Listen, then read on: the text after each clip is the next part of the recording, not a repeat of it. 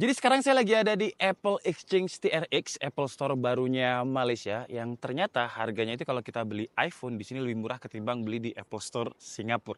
Dan di tangan saya udah ada iPhone 16 Pro Max. Ini bener-bener the real Max sih, karena kalau kita sandingkan dengan iPhone 15 Pro Max, layarnya sekarang lebih gede dengan 6,9 inch, terus baterainya lebih gede, fitur barunya ada kamera kontrol, chipsetnya juga baru. Kalau secara desain sebenarnya nggak ada yang berubah, tapi ada yang saya suka dari iPhone 16 Pro Max ini yang bikin ngiler untuk ganti dari 15 ke 16. Tapi ada beberapa part juga yang saya kurang suka. Apa aja itu di video kali ini akan kita bahas.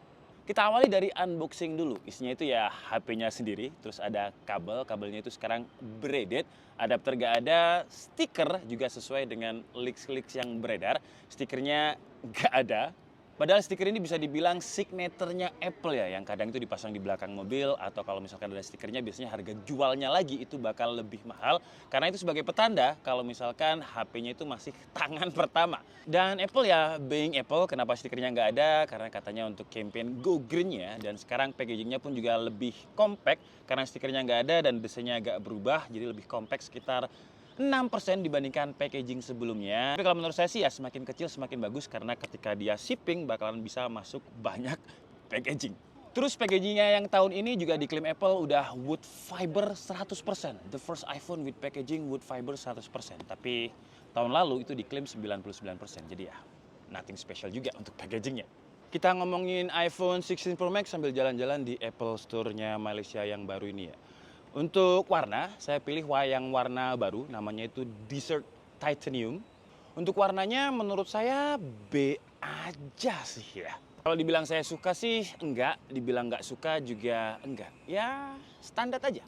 Karena untuk HP yang flagship atau top ends-nya iPhone, warna desertnya ini menurut saya kurang terlihat flagship. Jadi kalau suka warna yang gold ya Desert Titanium ini oke. Atau biasanya orang beli iPhone itu kan ya karena warna barunya.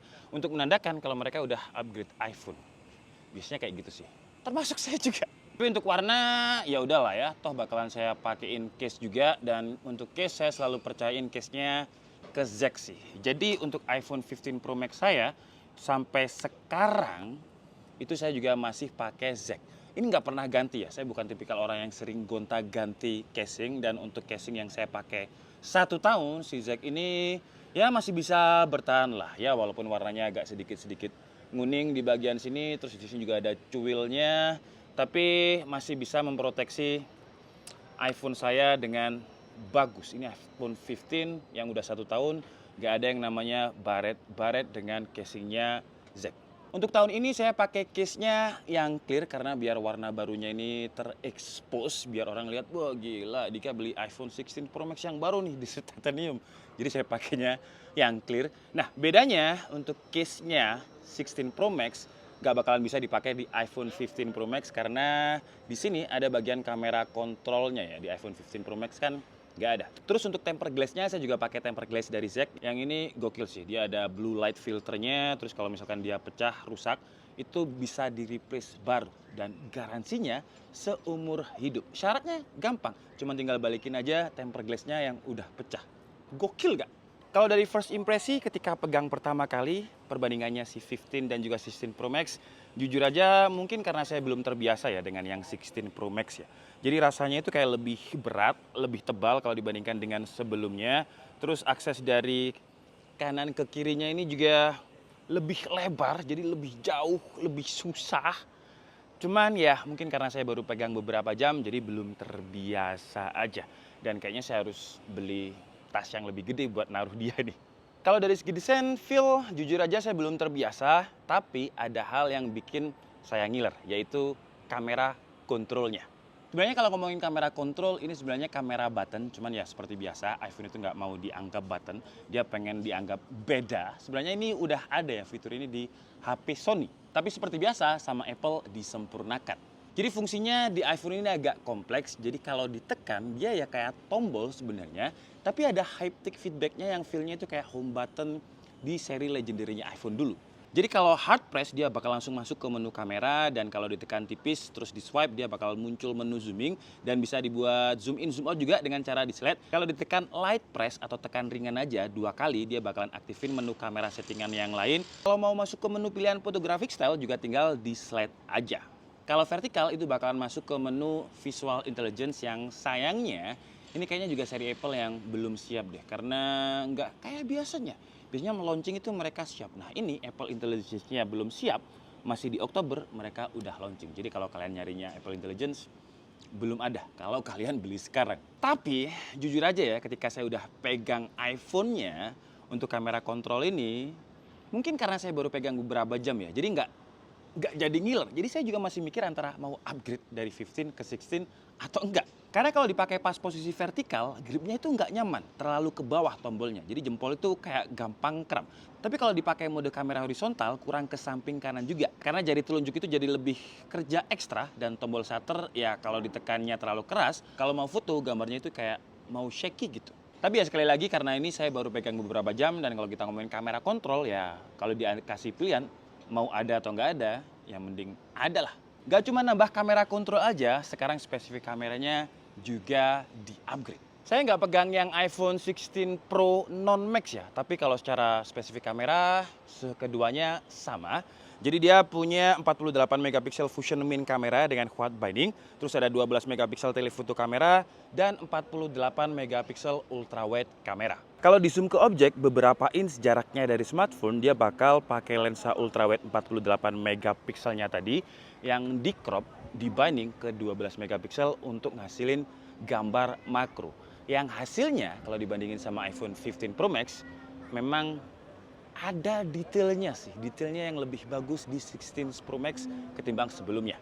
Untuk foto daylight dibandingin sama main kameranya, daylight ya, perbedaannya itu juga tipis. Warnanya masih stabil, dynamic range-nya masih dapat luas juga, dan detailnya masih oke. Kalau kalian tanya soal flare, wah iPhone sih bilang flare-nya bakal lebih minim di iPhone 16 Pro Max ini karena dia punya anti-reflective coating. Tapi saya belum coba sih untuk flare-nya ini. Mungkin nanti malam kita bakalan coba, dan saya bakalan upload di Instagramnya DKID Media. Jadi make sure kalian follow dulu, nanti kita update-update tentang flare-nya lah. Kalau untuk main fotonya, bagus ya, detailnya oke, skin tone juga natural, nggak terlalu terlihat over processing. Cuman kalau dibandingin sama iPhone 15 Pro Max, kalau dilihatnya cuma dari picture quality aja, kayak sama aja gitu, improvementnya tipis.